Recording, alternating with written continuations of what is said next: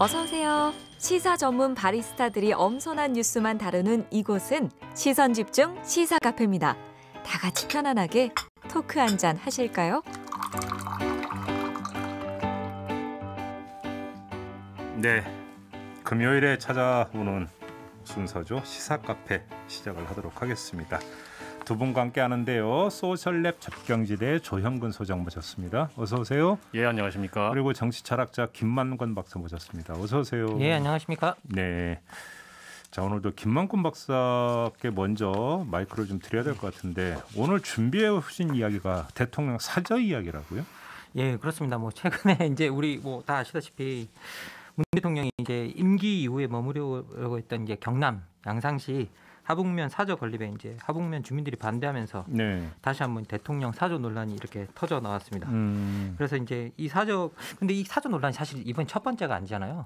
뭐 사저 논란은 사실 뭐 이렇게 전두환 대통령 이후로 계속 반복되어 왔던 그렇죠. 논란 중에 하나고 예. 그리고 대통령이 퇴임할 때마다 사저 논란이 반복되고 있는데 예. 그럼 도대체 이런 논란이 왜 반복되고 있는가 거기에 대해서 한번 이야기해 볼 필요가 있지 않나라는 이제 그런 생각이 좀 들었습니다. 그래서 네. 이 주제를 준비했습니다. 그래요?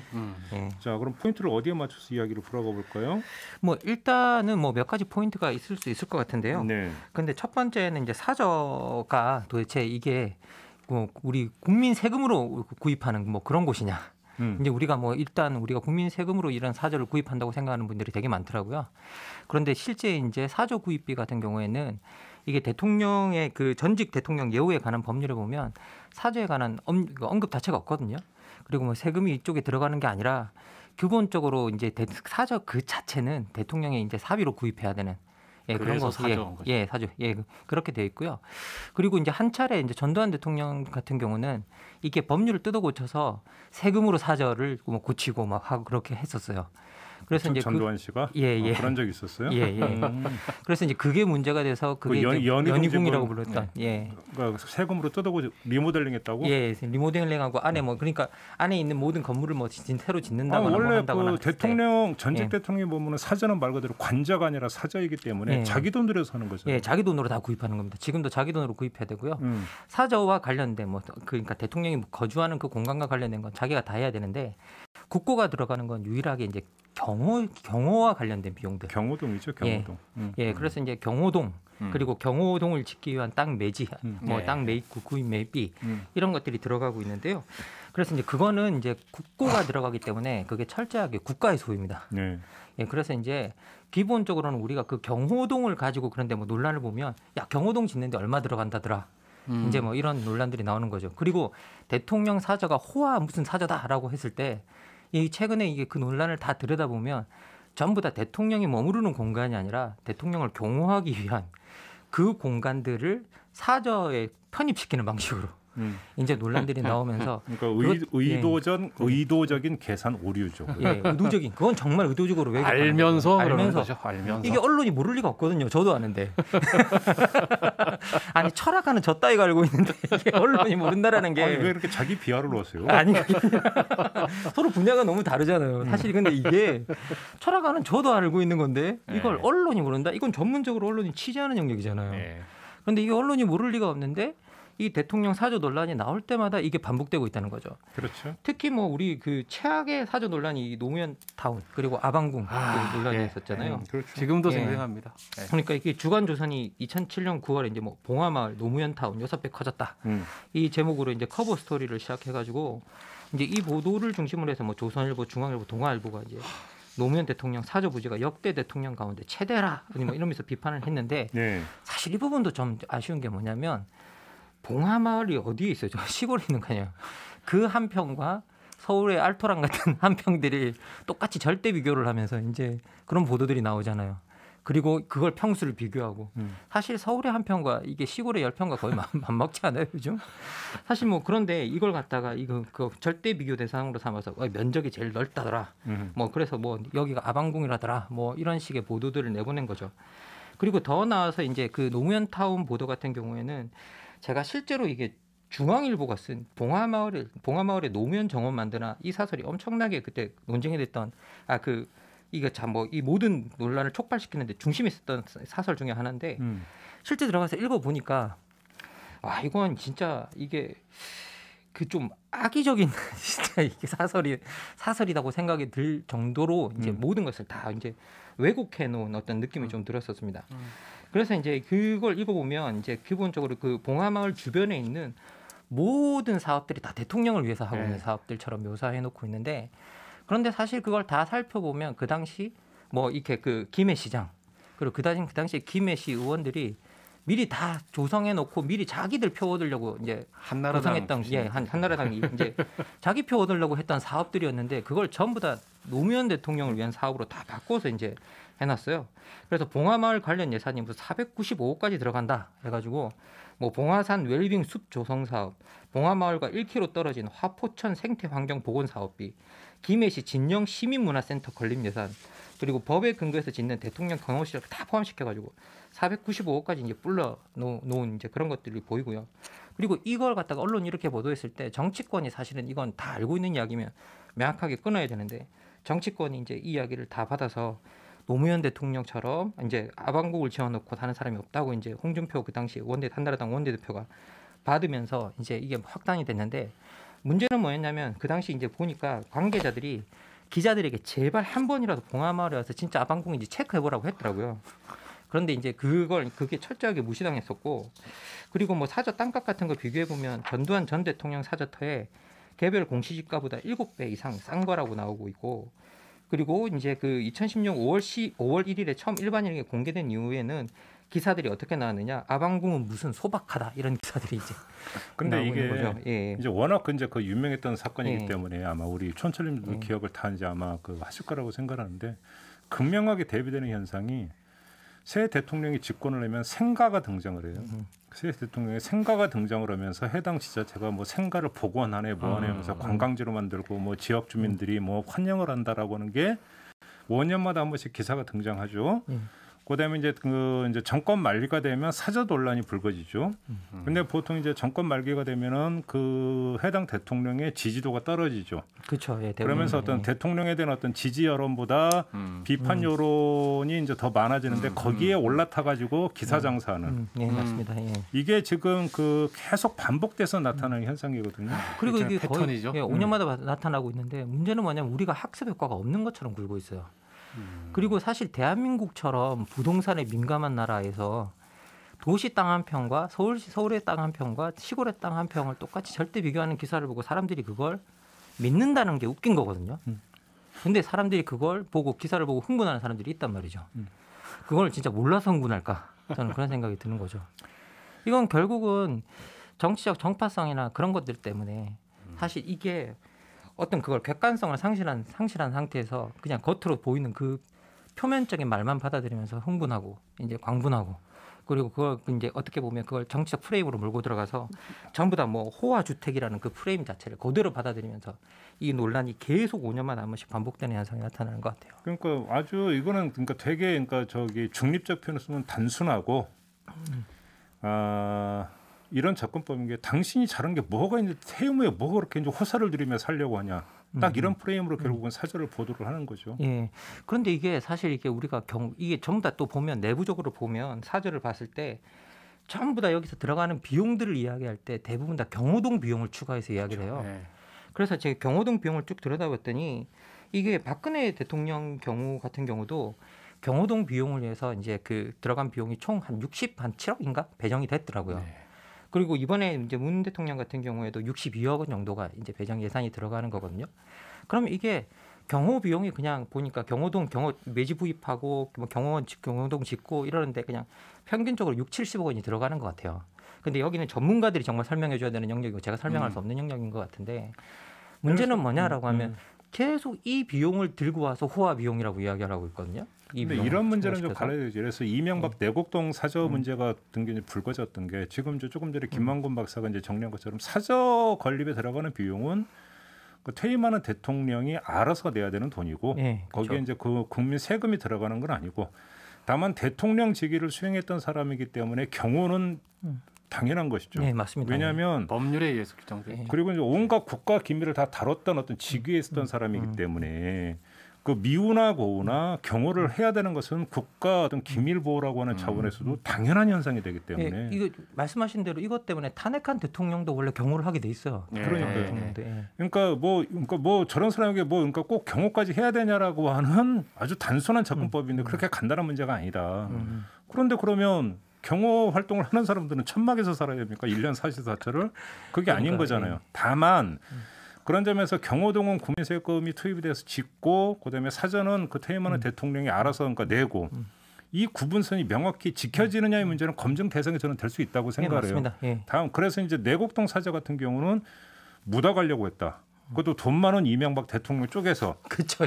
이게 문제가 됐던 거잖아요. 왜 그러냐면 그러니까 분명히 공과 사를 구분하고 그러니까 국가 세금 써야 될 부분과 이명박 대통령 쪽에 알아서 내야 되는 돈을 분명히 해야 되는데 심지어 부지 같은 경우는 차명 매입이었잖아요. 그러니까 대충 묻어가려고 했기 때문에 그게 문제가 됐던 거잖아요. 그러니까 이제 이런 거하고 좀 다르게 접근해야 되는 문제가 좀 분명히 있다고 좀 말씀을 드려야 될 것 같고. 뭐 그거는 뭐 아주 명약관화 문제인 것 같고 미국 같은 경우는 이제 사저 부분 같은 경우는 전혀 논란이 없잖아요, 사실은. 뭐 이번에 최초로 사저가 논란이 됐죠. 트럼프 사저. 아, 트럼프가 이제 그 살려고 하는 리조트. 거기는 사저가 아니라 리조트라고요. 예, 맞습니다. 그 리조트의 주민들이 우리는 너랑 살기 싫다. 라고 해서 미국 역사상 최초의 사저 논란이 나왔습니다. 동네 창피하다 이렇게. 동네 창피하다. 세상 창피하다. 너랑 사는 게. 제 기억에는 예전에 한 번 더 있었던 것 같습니다. 제가 되게 옛날 기억인데 닉슨 대통령. 닉슨이 엄청난 그 사제에 살았죠. 불명예스럽게 퇴진해가지고 돌아갔을 때 그 동네 주민들이 오지 말라고. 그러니까 이게 결국은 그래요. 그러니까 사저의 논란이 사저 그 자체보다는 퇴임하는 대통령에 대한 어떤 국민 여론, 어떤 정서, 인식 이걸 타고 들어가는 부분이 있는 거죠. 지금 이제 그 두 분이 이제 그 예를 들었던 그 미국 전직 대통령 두 경우도 결국은 그런 거잖아요. 끝이 안 좋았다. 끝이 안 좋았죠. 그러니까요.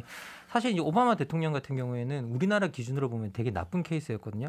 왜냐하면 자녀들 교육 문제 때문에 워싱턴에 엄청나게 비싼 사저를 구입했었어요. 거기 렌트를 했었어요, 그거를. 그래서 이제 우리나라에서 이제 그 자녀 교육 문제 때문에 대통령이 그런 데를 들어가서 그렇게 비싼 돈을 주고 렌트를 하고 산다고? 이러면 이제 문제가 되겠죠. 전직 대통령이 각도를 약간 돌렸어요. 미국 같은 경우는 이제 그 전직 대통령 같은 보통 기념관이 다 있잖아요. 예, 그렇습니다. 근데 주로 이제 그런 기념관 같은 경우에는 사저가 활용되는 경우도 있는데요. 대개의 경우 뭐 대통령 사후라든지 이제 그렇게 해서 사저가 활용되는 경우가 많고. 그렇죠. 그러니까 사후죠. 그러니까 사후. 보통 그러니까 퇴임한 대통령이 이제 그 퇴임 후에 사저에서 살면서 거기서 이제 자기가 이제 각종 기록 이런 것들을 보관을 하다가 이제 사망을 하게 되면 그 사저가 기념관으로 전환이 되면서 대통령이 이제 계속 평소에 이제 관리했던 기록물이나 모든 것들이 이제 거기서 다 전시가 된과 동시에 전직 대통령의 살아생전 어떤 모습까지 다 볼 수 있게 하는 이렇게 이 전환되는 과정이 있잖아요. 예, 그런 전환되는 과정이 되게 많고요. 그리고 그런 것들이 또 이제 지역에 있는 뭐 대학이라든지 그런 것에서 도서관 건립, 그렇죠. 예, 그런 것들과 연계돼 있고 그리고 그 지역에 있는 대학에서 그 대통령 이름으로 대통령학이라든지 정책학이라든지 이런 쪽으로 세우고 그리고 대통령은 거기에다가 자기가 재단 같은 걸 설립해서 돈을 또 투자를 해서 지원하는 그런 시스템들이 다 만들어져 있죠. 그래서 기본적으로 보면 미국 같은 경우는 뭐 대통령이 사후에 이제 뭐 미국이나 뭐 많은 곳에서 사저들이 이제 대통령만의 공간이 아닌 이제 어떻게 보면 공적인 공간으로 이제 변모하는 공공의 역사가 되는 공공의 역사가 되는 장이죠. 바로 그런 어떤 우리나라에서 이제 그런 전통이 좀 이제 그 정립이 된다면 사실은 이런 그 5년마다 한 번씩 이런 논란을 그러니까 벌일 이유가 전혀 없는 거거든요, 사실은. 네, 사실 이게 좀 안타까운 게 뭐냐면 이 김대중 대통령 사저 같은 경우에는 이효 여사가 별세하면서 자식들에게 이걸 이제 기념관으로 만들라. 그 노벨 평화상 그 상금하고 이런 것들 기반으로 해서 기념관으로 정화시켰으면 좋겠다. 다른 역사적인 의미가 있죠. 예, 그렇게 했는데 여기서 또 하나 이제 대통령 기념관 하면 도대체 뭘 잘했다고 기념을 하냐 이렇게 이야기하는 분들이 계시던데 그거는 잘했다고 하는 부분이 아니라 그러니까 대통령이 그러니까 그 재임 중에 도대체 어떠한 일을 했는가 공과 과를 전부 다 들여다볼 수 있는. 그러니까 그 모든 기록을 그러니까 일반 국민이 접근해서 볼 수 있는 어떤 공간을 열어준다라고는 개념으로 이해를 해야 되는데 무슨 이겠으니까 보니까 이 찬미관식으로 어떤 기념관이라고 하니까 뭘 잘했다고 기념관까지 만들어주냐 이런 식으로 또 접근하는 시각이 있더라고요. 그건 아니지 않습니까? 사실 그렇죠. 이제 뭐 어떻게 보면 정치라는 건 늘 잘할 수도 없고 늘 못할 수도 없고 그런 거거든요. 근데 우리나라도 사실 이렇게 들여다보면 김영삼 대통령 같은 경우에는 사저 논란에 휘말렸을 때 좀 억울할 만했어요. 왜냐하면 사저가 이제 그 진단을 해보니까 곧 허물어질 위기다. 그래서 이거 고쳐서 들어가라 그래서 고쳐서 들어갔는데 그때가 IMF 바로 직전 이후였잖아요. 예, 그러면서 그거 고친 거 가지고 진짜 이제 뭐 이렇게 엄청나게 욕을 얻어먹고 이제 그 사제에 들어갔었거든요. 산 세월이 얼만데. 그러니까요. 예. 그게 이제 건물이 너무 버티질 못하니까 건물을 다시 좀 고쳐서 들어가라고 했던 거였거든요. 근데 그 이후에 그래서 고쳐서 들어갔는데 그게 IMF 직후라 이제 엄청난 이제 그걸 당한 거죠. 그런데 그렇게 대통령마다 뭐 잘하는 게 있고 못하는 게 있는데 어떤 그런 기록들이 그런 사제들에 모이고 사람들이 들어가서 잘한 거 못한 거 같이 들여다볼 수 있고 아니면 이거 언어가 처음 오해를 부르면 대통령 사절을 기록관이나 저기 취임 초기에 인기가 좋을 때 짓는 걸로 하죠. 그러니까 이제 보통 아까 제가 이제 전통이라는 이야기가 나온 게 그래서 그러니까 그 사저 그러니까 퇴임 후에 어떻게 그러니까 저기 어디서 돌아가서 어떻게 살지를 그러니까 미리 계획을 세우고 그다음에 이제 그것들을 그러니까 조금 뭐 제가 얘기하다 말했지만 기념관이라는 말이 정 걸리면 기록관으로 해서 그래서 이게 이제 사후에 이제 그러니까 해당 대통령 기록관으로 이제 활용이 된다라고 하는 큰 계획하에서 국민적 동의를 받고 쭉 간다면 논란 벌일 이유도 없고 갈등할 이유도 사실 없는 거거든요. 예, 그래서 결국은 이제 이 대통령 사저라고 불러서 우리가 이걸 대거 사적인 공간으로 인식하는데 사실은 대통령이 살아생전에 머무르는 순간에도 이게 사저지만 개인의 공간일 수는 없어요. 이게 제가 봤을 때는 한 나라의 대통령이 되고 나면 그다음부터는 공인이고 그러니까 머무르는 순수한 공간은 사인으로 돌아갈 수가 없다라는. 사실은 순수한 사인이 될 수가 없거든요. 그래서 이 공간 자체를 어떻게 시민 친화적이고 그리고 공적 친화적인 공간으로 다시 재구성할 것인가가 사저 논란을 마무리하는 제일 핵심적인 부분인 것 같습니다. 예. 펜트하우스는 아니에요. 제가 한번 그냥 궁금해서 한번 생각해 보면 이게 우리나라만의 문제인가? 이게 왜냐하면 저희 그런 얘기 듣잖아요. 저쪽에 특히 그 유럽 쪽에 뭐 의원 내각제하고 이런 나라들 보면 전직 총리가 뭐 지하철역에서 지나가다 보니 지하철을 타고 있더라. 뭐 장을 보고 있더라. 뭐 이런 얘기들 저희가 심심하면 듣지 않습니까? 뭐 스웨덴의 팔메 수상 같은 건 현직 총리이면서 이제 그 극장에 그냥 경호원 없이 보러 갔다가 뭐 암살당하는 그런 일도 있었습니다만 아무튼 이게 아무리 우리가 뭐 이렇게 총리니까 의원 내각제 다르긴 한데 그래도 국가의 최고 기밀을 갖고 있던 사람들이고 퇴임을 했다 하더라도 역시 그 면에서 마찬가지일 텐데 그 막 돌아다니고 그래서 저희는 그런 거 보면서 괜히 부러워하잖아요. 근데 막상 한국에서 만약에 전직 대통령이 그러고 다니면 되게 좋아 보일 것 같으면서도 이거 엄청난 경우에 따라서 민폐가 될 수도 있고 또 이제 정말 혹시라도 뭔가 안전사고 같은 게 터지면 심각한 국가적인 문제가 될 수도 있는 거라서 그럴 수 없다는 거는 이해를 하겠는데 궁금한 건 뭐냐면 그 나라들은 그래도 되는 거냐 하는 거죠. 정치 문화의 문제 같기는 한데 어떻게 해서 그게 가능한 건지 참 궁금하긴 합니다. 근데 아마 이제 여기에는 대한민국의 특성도 일정하게 있겠죠. 예를 들어서 1.21 사태라고 하는 것들이 현직 대통령을 그러니까 죽이겠다고 북한에서 훈련되는 내려보내서 청와대 뒷산까지 왔던 어떤 역사가 있는 상황에서 아마 또 이런 어떤 대한민국의 특수한 역사도 일정하게 작동을 하고 있다. 이렇게 좀 봐야 될 것 같습니다. 자, 사전 문제는 이 정도로 좀 마무리를 하고요. 자, 이번에는 조영근 소장이 준비해 오신 이야기로 한번 좀 넘어가 볼까요? 어떤 이야기인가요? 그냥 제목을 세대 불평등이 정말 문제일까? 세대 불평등? 2030과 관련된 86세대 이야기입니까? 예, 그렇습니다. 네네. 이제 그 소위 지금 청년 세대 고통이 심한 시대에 우리가 어쨌든 이 고통을 좀 빨리 극복을 하고 청년 세대가 정말 희망과 비전을 갖고 살 수 있게끔 하는 것은 뭐 우리가 모두가 함께 같이 노력해야 되는 문제고 그다음에 또 특히 기성세대 특히 뭐 저희 같은 기성세대들이 노력해야 되고 책임감을 가져야 되는 문제인 것은 당연한데 또 한편으로는 저희가 이제 생각해보죠. 지금 현재의 문제가 아주 근본적인 차원의 문제가 좀 있다. 경제가 저성장 구조로 바뀐 지가 한참 되지 않았습니까? 우리나라만의 문제도 아니고 또 이제 노동시장의 질 자체가 굉장히 나빠졌죠.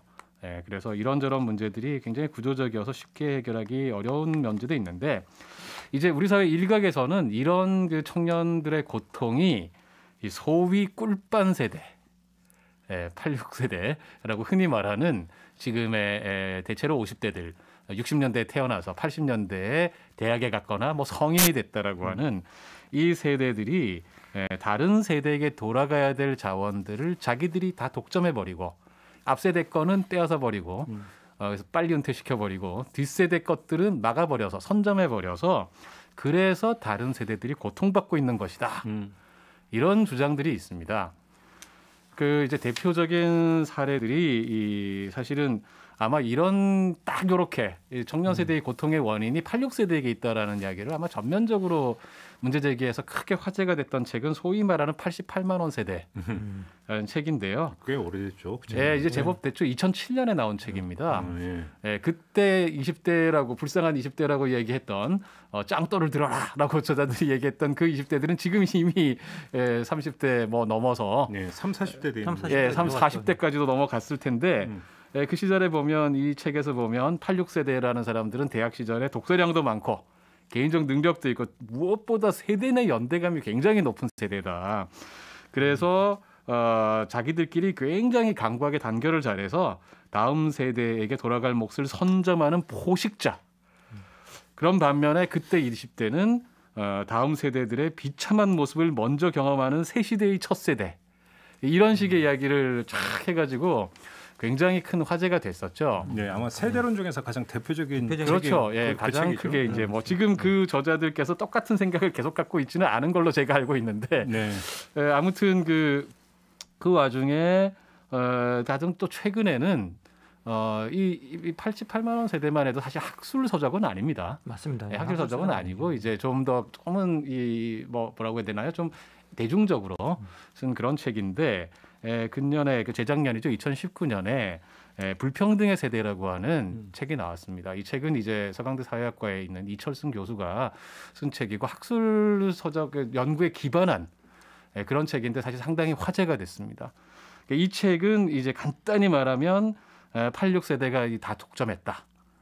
그래서 다른 세대 것을 뺏었다라고 하는 것을 데이터와 학술적인 통계 연구 방법론을 통해서 실제로 실증했다라는 이 점에서 맞는지 틀린지 간에. 근데 그럼 오늘 조영근 소장이 하고 싶은 말씀은 86세대가 정말 독점을 한 게 맞는가? 이 말씀을 하시고자 하는 겁니까? 예, 그런 거죠. 정말 그런 건지에 대해서 결론부터 하면 꼭 그건 아니다. 저는 그렇지 않다. 예, 그렇지 않다. 이거는 두 가지를 구별해 봐야 된다. 예. 소위 우리가 잘 나가는 86세대가 있습니다. 뭐 정치인이든 아니면 기업가든 시민사회에서 다양하게 활동하고 있는 스타들이 있잖아요. 이런 분들의 모습을 보면 이분들이 굉장히 일찍부터 주목을 받았어요. 젊어서부터. 그런 다음에 지금까지 계속 주목을 받고 있잖아요. 그래서 굉장히 오랫동안 이분들이 뭔가 권력을 잡고 있는 것처럼 보이는 효과가 있죠. 근데 생각을 해보면 지금이 우리 직장 기업의 은퇴 연령 평균 연령이 49세인 시대입니다. 그렇죠. 86세대 대다수들은 이미 은퇴 직장에서 자의반 나와서 벌써 치킨집 열었다가 몇 번 말아먹고 편의점 열었다가 몇 번 말아먹고 적지 않은 사람들은 사실 지금 제 친구들 선후배들 얘기입니다. 제 형님 얘기기도 하고요. 가족 사실은 여기 또 여러분들 동네에서 보면 아시겠지만 다양한 이런 큰 생필품 가게 있습니다. 뭐 다 있다 뭐 이런 데들 이런 데서 일하고 아파트 경비원하고 또 제 친한 친구 한 명은 전국을 뛰는 트럭 운전수 하고 있습니다. 다들 이렇게 사는 사람들이 굉장히 많아요. 근데 좀 하나하나 좀 짚어서 일단 첫째는 그 86세대를 그 후배 세대의 어떤 세대적 동질성으로 똑같은 기준으로 묶을 수 있느냐부터가 사실은 좀 검증이 돼야 되는 게 있는데 사실은 그렇습니다. 왜 그러냐면 우리의 사회에서 이제 흔히 이야기하는 86세대라고 한다면 60년대에 태어나서 80년대 학번인 사람들. 그러니까 학번이라고 하는 얘기는 대학을 간 걸 전제하는 건데 네네. 저도 86세대이지만 86세대에 제가 그때 뭔가 좀 하나 글을 쓰기 위해서 조사를 한 적이 있었는데 대학 진학률이 30에서 35%예요. 맞습니다. 지금의 절반도 안 되는 86세대. 그러니까 왜냐하면 지금 세대의 어떤 대학 진학률은 뭐 기본 80이 넘어가는 거니까. 다시 말해서 대학을 나왔다라는 것을 그 세대의 동질성 하나의 기본 요건으로 그러니까 전제하고 이야기를 해도 무리가 없지만 맞습니다. 86세대는 그렇지가 않죠. 오히려 제 친구만 하더라도 저도 시골에서 학교 나왔습니다만 시골 그 친구들 중학교, 고등학교도 못 나고 중학교에서 공장 노동한 친구들 많고요. 농사 짓는 친구들 많고 그래왔다는 거예요. 그러면 이 86세대라고는 그렇게 한드럼으로 그러니까 하나의 단일 어떤 집단으로 묶을 수 있느냐. 네, 맞습니다. 사실은 여기서부터 이야기가 돼야 되는 부분이 있거든요. 사실은 그래서 이제 86세대에 대해서 제대로 조금 연구를 한 이런 책이나 아니면 논문을 보면 늘 거기서부터 시작을 해요. 그러니까요. 도대체 86세대라는 게 실체가 있는 집단인 건가? 그러니까요. 아니면 언론이나 미디어를 포함해서 이런 데들이 만들어낸 일종의 프레임인 건가? 이거부터 시작을 하게 되거든요. 86세대는 이제 알고 보면 그 내부의 불평등도 엄청날 것 같은데요. 엄청나죠. 예. 그 사실은 우리가 세대 내 불평등과 세대 간 불평등이라고 해서 구별을 해보면 언제나 세대 내 불평등이 세대 간 불평등보다 큰 것은 사실 그거는 늘 그런 겁니다. 늘. 그래서 이제 저희가 보통 통계 가지고 세대 간 불평들이 이 불평등이 내 불평등보다 작다. 그러니까 이거는 세대 간에는 불평등 없는 거예요. 이렇게 말하면 안 됩니다. 그건 아닌데 문제는 86세대 같은 경우는 통계적인 조사를 연구를 해본 결과들에 따르면 세대 내 불평등이 가장 큰 집단이기도 합니다. 그렇죠. 일단 그 점을 좀 정리를 해야 됐고 이제 그러면 범위를 86세대라고 하는 것들을 60년대 태어나서 대학을 다녔던 네네. 그 층으로만 한정을 한다면 혜택받은 층인 건 맞죠. 예, 맞습니다. 사실은 그러니까 대한민국 역사에서 경제적으로 제볼 때 가장 혜택을 받은 층이 바로 그러니까 86세대인 거는 부인할 수 없다. 왜 그러냐면 3조 호황기에 대학을 다녔고 네네. 그래서 대학 졸업장만 있으면 취직하는데 전혀 어려움이 없었고 네네. 빨간 줄만 그어져 있지 않다면 네네. 그렇지 않습니까? 네네. 뭐 그때야 뭐 학점 2점대로 다 대기업에 갔죠. 거기다가 전두환 네네. 정권은 어떻게든지 그러니까 그 뭐 인심 얻으려고 재형저축이라는 거 해가지고 뭐 그 이자율이 뭐 20%가 넘는 것들을 해서 특혜를 줬고 네네. 그러면서 어떤 대규모 어떤 아파트가 공급이 되면서 어떤 도시 소시민으로 어떤 그 진입하는 데 있어서 어떤 정책적 길을 전부 다 열어줬는데 그 혜택을 받은 게 바로 86세대고 네네. 이렇게 놓고 본다면 혜택받은 존재인 건 맞다. 네네 맞죠. 부인할 수 없죠. 그건. 그런 점에서는 부분은 당연히 네. 맞고요. 이제 제가 먼저 하나 또 말씀드리고 싶은 것은 제가 오늘 이제 주제를 이렇게 갖고 오니까 86세대를 막 옹호하면서 86세대 문제 없어요 이렇게 말하려고 하는 것처럼 보일 수 있는데 뭐 그렇게 오해하시면 생각하시면 할 수 없는데 뭐 이게 이제 약간 구차한 설명이긴 한데 저 개인적으로는 아마도 86세대는 참 많이 반성해야 된다 이런 말과 글을 저 나름대로는 여기저기 좀 하고 다니는 편에 속하고 그때 말하는 86세대들은 소위 좀 특권적인 86세대죠. 예, 잘 나가는 86세대들이 그 자기들이 젊을 때 이야기했던 거에 비해서 과연 그만큼 지금 책임감 있게 잘 살고 있느냐? 저는 그리고 네. 뼈아프게 다가왔던 게 그러니까 대한민국에서 이른바 대치동을 중심으로 하는 사교육 시장이 엄청나게 커졌는데 네, 그렇죠. 그 사교육 시장이 엄청나게 커질 때 그 시장의 주요 고객으로 시장을 이끌어갔던 사람이 누구냐를 그러니까 추적을 해봤더니 86세대 부모들이더라. 예, 부인할 수 없는 사실이거든요. 맞습니다. 예, 예. 경제적 혜택은 다 누리면서 결국은 어떤 사회적으로 여러 가지 문제를 낳았던 또 주범이 또 86세대라고 하는 것들도 부인할 수 없는 사실입니다. 예, 그러니까 그런 점에서 저는 사실은 제가 뭐 몇 차례 이제 글이나 뭐 이런 걸 또 쓰면서도 이야기를 했지만 이렇게 특권화되고 그런 점에서 기득권이 이미 됐는데도 불구하고 거기에 대해서 책임을 지지 않는 86세대에 대한 비판은 계속해서 필요합니다. 저는 필요하고 그래서 그 당사자들도 그런 점에 대해서 좀 고민하고 기득권으로서 우리가 어떻게 책임성 있게 우리 사회의 고통에 대해서 나누고 스스로 책임질 건가에 대해서 질문 받아야 되거든요. 그거는 명백한 사실입니다. 저는 나름대로 계속 그거 해오던 사람인데 그거하고 그게 아니라 한국 사회의 주된 불평등이 세대 불평등이다. 그렇기 때문에 그래서 한 세대가 다른 세대들이 가져가야 될 것을 많이 다 뺏어갔기 때문에 그래서 문제다. 조금 전에 말씀드린 불평등의 사회 세대라고 하는 책 같은 경우는 사실은 뭐라고 이야기를 하냐면 통계적으로 보면 고졸 386들도 꿀 빨았다. 라고 얘기를 하고 있어요. 고졸 386들도 그렇고 그러면 세대 자체가 다른 세대들에 비해서 더 많이 가져가고 있다. 이걸 통계적으로 나름 입증을 하는 거거든요. 제가 오늘 말씀드리려고 하는 거는 그래서 우리 청취자들께서 좀 오해하지 말아주셔야 되는 게 잘 나가는 386들 전혀 문제 없어요. 그 사람들 잘못 없어요. 이 말 하려고 하는 게 아닙니다. 그게 아니고 한국 사회의 주된 불평등은 세대 불평등이야. 라고 주장하는 데 대해서 한 세대, 86세대, 60년대에 태어난 이 사람들이 전반적으로 다른 세대들에 비해서 훨씬 더 많이 가졌고 그 세대한테 돌아가야 될 걸 뺏었다라고 하는 주장에 대해서 그런 통계적 주장이 있어요. 그런 통계적 주장이 잘못이다. 그렇지 않다. 뺏었다라고 하는 근거가 되는 사례가 뭐가 있어요? 저는 그 불평등 세대는 걸 읽어보지를 못해갖고. 그러니까 단적인 거로 말씀을 드리면 이분이 이제 이거는 사실은 저희가 이제 조금 재미는 덜 할 수 있습니다. 재미는 덜 할 수 있는데 조금 제가 그래도 이 말씀을 좀 드려야 되는 게 왜냐하면 이건 정말 학술 연구기 때문에 오히려 정말 학술서예요. 진지한 거거든요. 거꾸로 막 이렇게 뭐 무슨 세대 뭐 욕하고 막 이런 책들에 비해서 훨씬 진지한 거예요. 대신 재미는 덜합니다.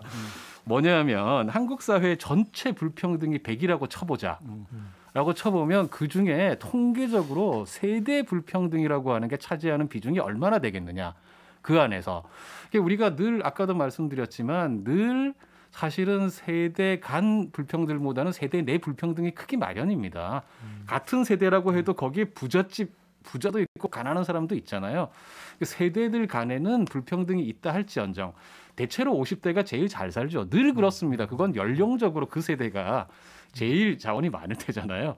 그건 늘 그래요. 20대가 가난하고 그다음에 또 노인 세대가 좀 더 가난해지고 이건 맞는데 그거는 늘 그렇기 때문에 늘 세대 간 불평등보다는 세대 내 불평등이 큰 건 맞는데 이분의 연구에 따르면 2009년, 10년을 기점으로 뚜렷하게 2000년대 이후부터 한국 사회의 이 통계를 조사를 해보면 세대 내 불평등보다는 세대 간 불평등이 점점점 커지기 시작해서 2010년대 후반이 되면 거의 절반 수준이 된다는 거예요. 세대 간 불평등이 세대 그 내 지점에서 불평등. 그럼 제가 한번 예를 들어서 질문을 드려보고 싶은 게 아마 그런 것 같습니다. 자, 그 불평등의 가장 대한민국에서 불평등의 핵심이 자산 불평등이고 자산 불평등을 구성하는 핵심 요인이 부동산이라고 한다면 이런 거죠. 그러니까 노무현 정권 말기에 집값 대란이 있었습니다.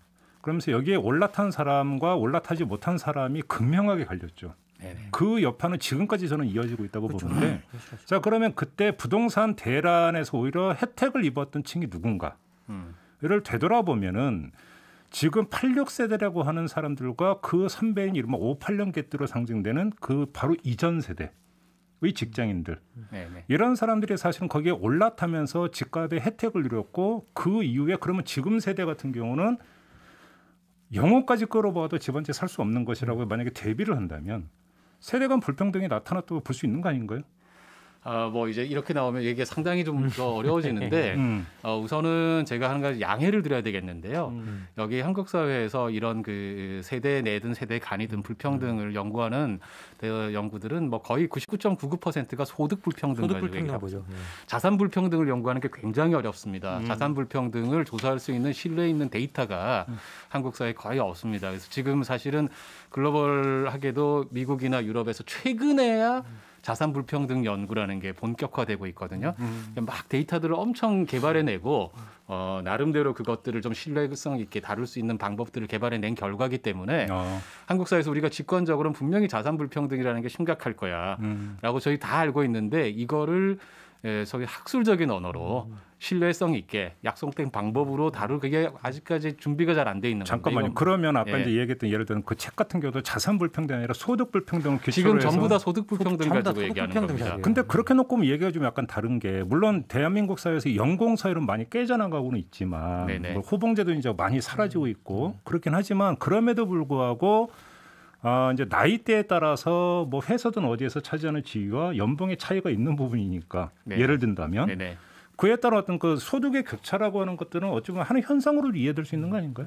그러니까 소득 격차라고 하는 게 당연히 원래 사실은 그렇습니다. 이제 지금 우선 하나는 50대 연령이 인생에 개인적으로들 보면 대체로 그때가 절정인 경우들이 많고 그렇기 때문에 세대적으로도 당연히 50대가 기득권 세력이 되죠. 그러니까 오히려 어느 사회나 소득이 많은 세대일 수밖에 어느 없잖아요. 시대나 마찬가지입니다. 그거는 어느 시대나 마찬가지입니다. 그런데 조금 전에 말씀드린 이런 연구들에 따르면 그 정도 수준이 아니고 86세대는 그 이전에 어떤 세대보다도 더 많이 얻었고, 그러니까 평균치를 넘어선다는 거예요. 네, 평균치를 훨씬 넘어섰고, 그 다음에 그 소득의 증가, 소득 비중의 증가 속도가 다른 세대 앞 세대보다 빨랐고, 그 다음에 또 빨리 안 내려온다는 거예요.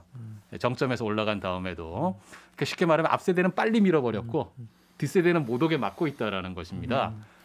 그리고 이때 말하는 이 86세대는 여기 우리 청취자들 중에서 아니 우리가 말하는 것도 잘 나가는 86세대 얘기야. 그게 아니고 86 세대 전체가 그렇다는 거예요.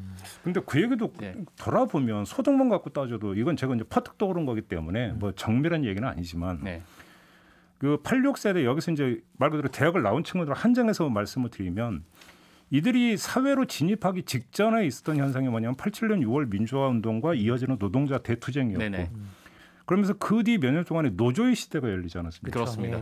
노조의 시대가 열렸고 어찌 본다면 86세대 같은 경우는 사회로 진입하는 바로 그 시점에서 노조의 시대가 열리면서 그걸 타고 들어가면서 직장 생활을 했고 그렇기 때문에 어떤 뭐냐면 그 노동자로서의 권익 보호를 가장 많이 받은 세대. 그러니까 그 점에서 확실합니다. 이제 86세대들은 그 어떤 세대보다 그 세대 내 연대가 굉장히 강합니다.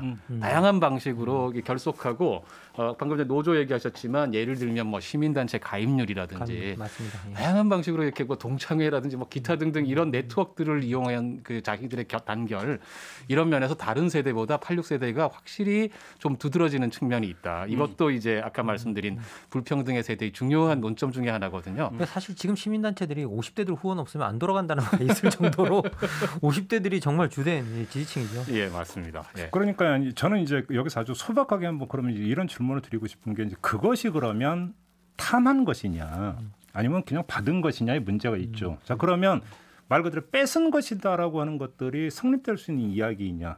다시 말해서 당신들이 다른 세대에 비해서 잘 태어나서 시대를 잘 만나서 혜택을 더 많이 누렸다는 걸 제가 볼 때는 그 부인할 수 없는 사실이라고 생각하거든요. 그잖아요. 근데 그것이 뺏었다라는 이야기로 연결이 될 수 있는 거잖아요. 또 다른 또 다른 얘기죠. 또 다른 얘기죠. 그래서 우리는 이제 그 점에 대해서는 정말 아주 구체적이고 디테일한 거는 저희가 이를테면 생각해 봐야 돼요. 우리가 50대에 지금 이 직장에 계시는 50대들 소위 86세대들이 있을 거 아니에요.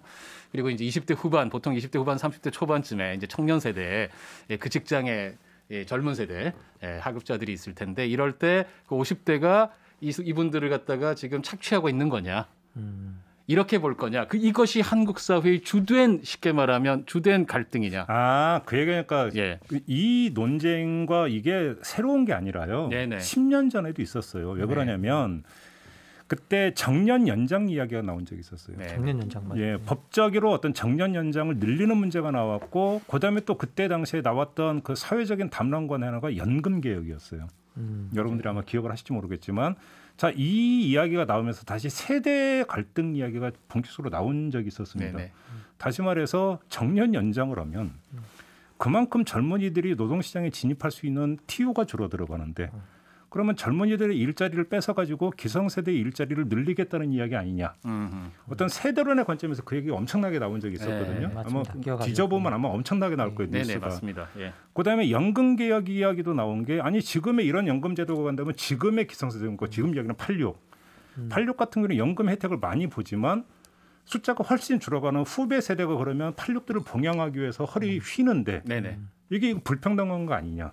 이런 이야기는 되게 많이 나왔던 거거든요. 그렇죠. 계속 나오고 그런 관점에서는 제기될 수 있는 문제 아닌가요? 여전히 그거는 당연히 제기될 수 있는 문제입니다. 예를 들면 이제 조금 전에 연금 문제 같은 경우 세대 내 회계, 세대 간 회계라고 이야기를 하죠. 그렇죠. 세대 간 회계 문제라고 하는 것은 중요한 문제고, 특히 이제 지금 우리나라 국민연금이 원래 초기 출발할 때 워낙에 참 좋게 설계를 해주셔서 그렇죠. 낸 것보다 훨씬 많이 받을 수 있게 아마 초기 국민연금 받는 세대분들은 3배가 넘을 거예요. 낸 것보다 평균적으로 받는 게 지금 이제 그 이후 세대들은 쭉 떨어져서 제가 지금 이거 정확한 통계는 아마 대충 맞을 겁니다. 아마 지금 현재 50대들 대체로 86세대들은 2.3, 4배 정도 받는 걸 테고 지금 아마 20대들은 제가 정확한 기억인데 한 2배 조금 넘거나 그 세대들 조금씩 뭐 0.1 정도쯤 배수가 떨어지죠. 근데 이제 그 점점 더 내려가면 어떻게 될 거냐라고 하는 거는 뭐 명백하게 그 계산이 나오는 거기 때문에 저 개인적인 생각은 사실은 이 국민연금 개혁은 원래 해야 되는 거 아니겠습니까? 저희가 지금 그 부담률이 9%고 그걸 이제 개인과 뭐 기업이 4.5% 이렇게 나누는 건데 이제 공무원 같은 경우는 이제 18%에 9%씩 내고 이렇게 하는 건데 저는 개인적인 생각이지만 부담률 올려야 된다. 저는 뭐 이렇게 생각을 하고 있습니다. 부담률 올리고 나중에 받는 거는 좀 줄이고 그렇게 하더라도 예를 들면 스웨덴식 개혁이 사실은 스웨덴도 그렇게 개혁했거든요. 기초 부분하고 그다음에 기업은 부분하고 나누면서 기업은 부분들을 인정하고 그다음 또 하나는 전체적으로 받는 액수를 조금 줄였어요. 줄이면서 대신에 이제 국민들을 설득할 수 있었던 이유는 일단은 물가하고 연동을 확실하게 했습니다. 그렇게 해서 국민들이 지금 내는 것 조금은 줄지만 그 다음에 또 하나는 확실하게 받을 수 있다라는 어떤 보장 장치들을 넣어놨어요. 그래서 조금 줄지만 물가하고 연동이 되고 확실히 받을 수 있습니다라고 하는 이런 장치들을 통해서 국민들을 설득을 해서 그 개혁이 가능했는데 저 역시도 제가 생각할 때는 한국에서도 지금도 이제 한국에서 이게 쟁점 아닙니까? 예, 국가가 확실하게 보증하는 것, 지급 보증 문제하고 그 다음에 이제 물가 연동 기타 등등 포함해서 비록 개혁을 해서 내가 조금 더 내고 조금 덜 받게 된다 할지언정 후세대들까지 해야 된다, 지속 가능하게 이 문제가 있지만 또 하나 분명한 사실은 저희가 문제가 원래 국민연금이라고 하는 게 내가 쌓아둔 거 찾아가는 개념이 사실은 이게 이제 초기 설계에서 저희가 적립식이라고 하는 걸로 출발을 해서 그랬던 것이지 원래 그런 건 아니다라는 거죠. 근데 아무튼 이제 제기되는 문제는 어떤 세대 간의 불평등이라고 하는 문제가 기회나 혜택의 문제로서 연결이 된다면 어떤 기성세대에서 86으로만 한정한다면 일정한 양보가 또 필요한 거 아니냐. 당연히 그렇다고 저는 생각합니다. 그러니까 이제 그런 차원에서 소박하게 접근한다면 이거는 사실은 갈등을 버리고 뭐 할 그런 성질의 문제도 아니지 않는가라는 생각도 좀 드는데. 그러니까 이제 지금 핵심 문제는 뭐냐면 예를 들면 이런 거죠. 예를 들면 이런 겁니다. 재작년에 나온 책인 걸로 알고 있는데 제목이 이게 이제 22명의 보수 인사들께서 모이셔가지고 낸 책인데 뭐 꼭 보수만은 아니고 다양한 분들이 모였습니다만은 책 제목이 386 아웃이에요. 부제가 뭐냐면 386을 죽여야 청년이 산다. 그러니까 이때 이제 말하는 것은 당연히 아까 말씀드린 것처럼 86세대가 다들 이런저런 자원을 독점하고 있기 때문에 그래서 오늘날 우리나라 청년들의 고통은 사실 386들 때문이야. 이 사람들 때문이야인데 여기서 안 나오는 문제는 이런 겁니다. 우리 한국 사회가 지금 완전히 소위 말하는 신자유주의 구조조정 들어간 지가 몇십 년 되지 않았습니까?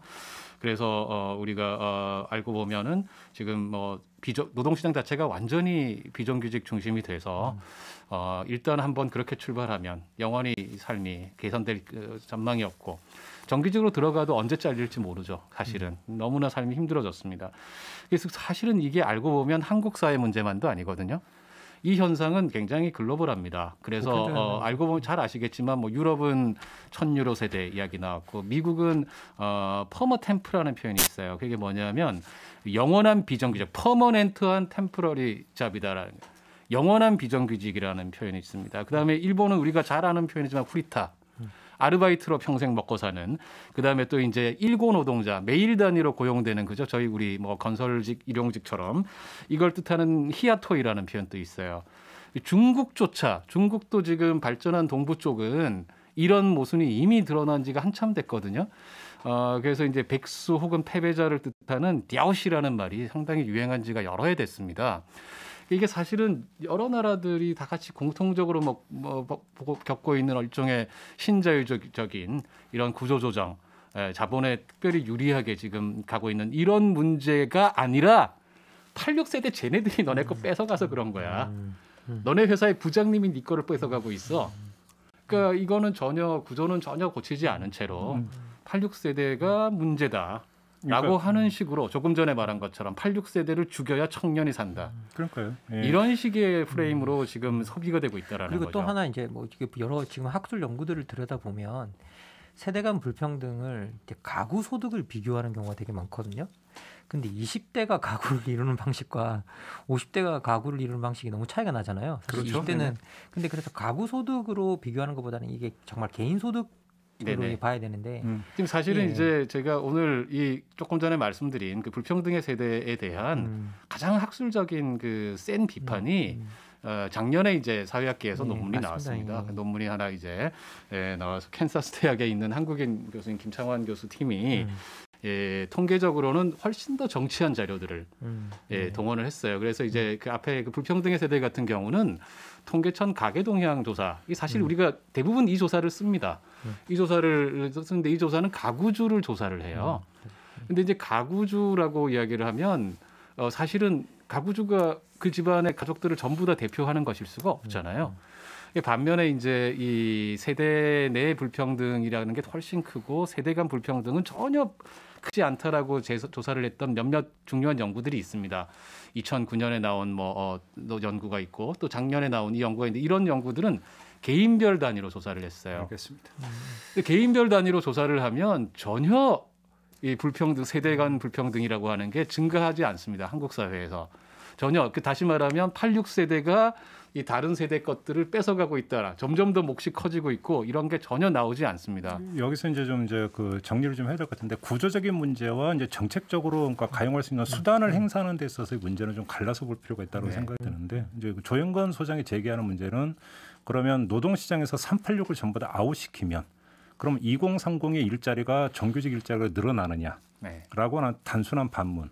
그건 그런 문제가 아니라 신자유주의자로 노동유연화라고 그렇죠. 하는 어떤 큰 구조적인 차원에서 그러니까 바라봐야 되는 문제가 있는데 그걸 특정 세대의 책임으로 갈 성질의 문제는 아니라는 그런 지적이신 것 같고 뭐 그것도 당연한 어떤 지적의 말씀이신 것 같고 또 한 가지는 이제 정책 수단을 동원하는 문제에 있어서 그럼에도 불구하고 구조가 이러니까 어쩔 수 없다라고는 건 또 아니지 않겠습니까? 네. 그러면 이제 거기서 그걸 조금이라도 완화할 수 있는 정책 수단이 뭐냐? 예를 들어서 그렇게 본다면 연금 개혁이 정말로 필요하다. 그러면 거기서 기성세대인 86세대의 일정한 어떤 사회적 양보가 필요하다는 이야기는 또 나올 수도 있는 거 아니겠습니까? 예, 저는 그 점 충분히 얘기할 수 있다고 그러니까 생각합니다. 그렇게 갈라서 이야기가 좀 정리가 되면 되지 않을까 싶은 생각이 좀 드는데요. 네네. 이렇게 좀 정리를 해도 될까요? 예. 알겠습니다. 자, 오늘 시사 카페는 이렇게 마무리를 하고 두 분과 인사 나누겠습니다. 수고하셨고요. 저도 함께 물러가겠습니다. 다음 주 월요일에 다시 인사드리죠. 고맙습니다. 네, 감사합니다. 고맙습니다.